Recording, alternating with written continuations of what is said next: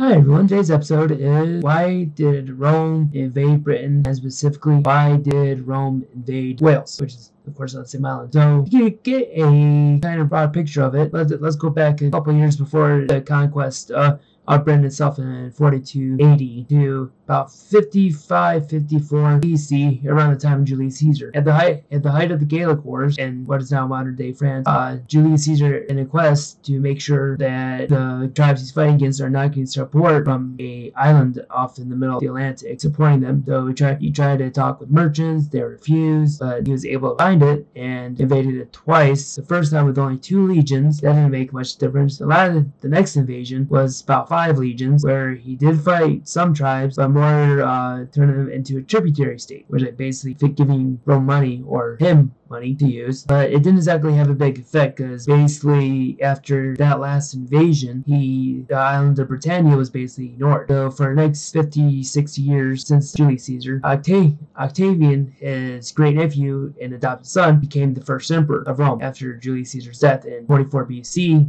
and Augustus in 24 BC. Dealing with the after effects of the last of the Civil War to bring down the Republic, he basically ignored the islands, to deal with other situations around the empire. Then after his death, Tiberius came to power, and he did the same thing. He didn't expand the empire, but he was too busy partying it up on the island of Capri, off the coast of Italia. And with him, things get a little bit sketchy. The Emperor Caligula, after Tiberius died, made somewhat of an attempt to invade Britain. Not the best way, but more of an embarrassing way for the army itself. What he did was ordered the army to march to the sea, basically declare war on Poseidon and beating the sea, and collecting seashells, or like a rhyme going, she shall by the seashore. So the first 3 emperors basically ignored Britain. Well, then you have Claudius, who became the next emperor after his nephew Caligula, whose well-known humor is funny to oh my goodness, what's going on here? Yeah, Claudius came to power after his nephew was assassinated by the Praetorian Guard, which wouldn't be surprising. In order to ensure his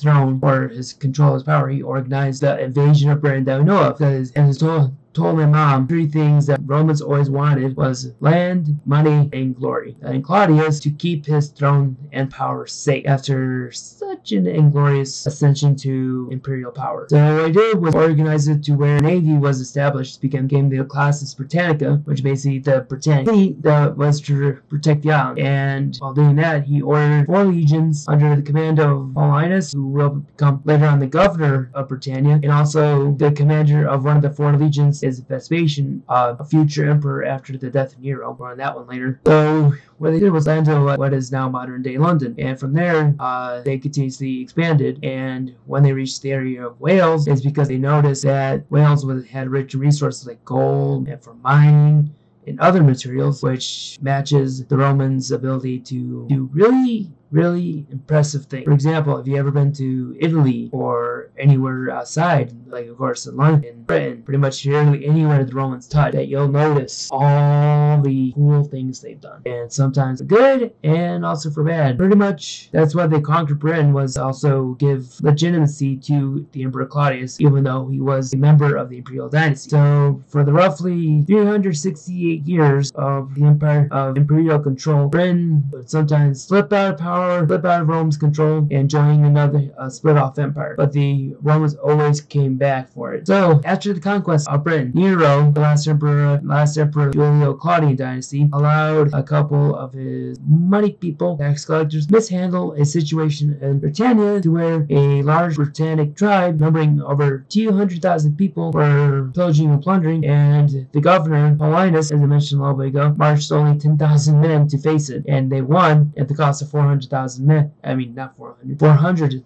men against a overwhelming force of 200,000, which is impressive considering the Romans are very good at what they do. So pretty much after that, the island of Britain has remained relatively calm for the next 200-something years until the time of the 3rd century crisis, where the empire split into 3, where you have the Gallic Empire, the Roman Empire proper, and the Palmyran Empire. But after a while, Britain, along with territory in Hispania, Spain, reverted back to the empire. So Emperor Aurelian was able to reunite the entire empire in under 4 years, and also establishing the Aurelian walls, which still surround Rome today. So everything's calm. Then after the Emperor Diocletian came to power, along with the Tetrarch, and reorganized the Tetrarchy, Britain separated from the empire under a rebel. So one of Diocletian's fellow Augustus's and his Caesar Constantius, who was father of the future Emperor Constantine the Great, reconquered Britannia and reorganized it. Then, relatively calm for the next 100 years, then around 410 AD, during the reign of the Emperor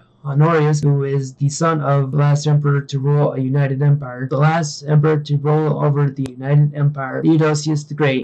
His Honorius' reign, the last remaining troops in Britannia were completely withdrawn, to where the citizens in the island sent him a letter to help against the Saxons, but he sent them a letter back saying they had to look to their own defenses, because basically around this time, the Roman army of the West was completely disintegrating. There's another Constantine III in the West, reorganized much of his own army, retook some provinces, but they weren't able to reestablish any more parts of the Western Empire. So it was around this time, basically the entire West was starting to disintegrate, and Britain itself was starting to bail out of the empire after complete withdrawal. So that's pretty much answering the question of why Rome invaded Britain, but eventually had to withdraw, and why it could not hold on any longer. So I hope everyone enjoyed that, and anyone's always welcome to ask a question. Just write it under the video, and yeah, have a good night.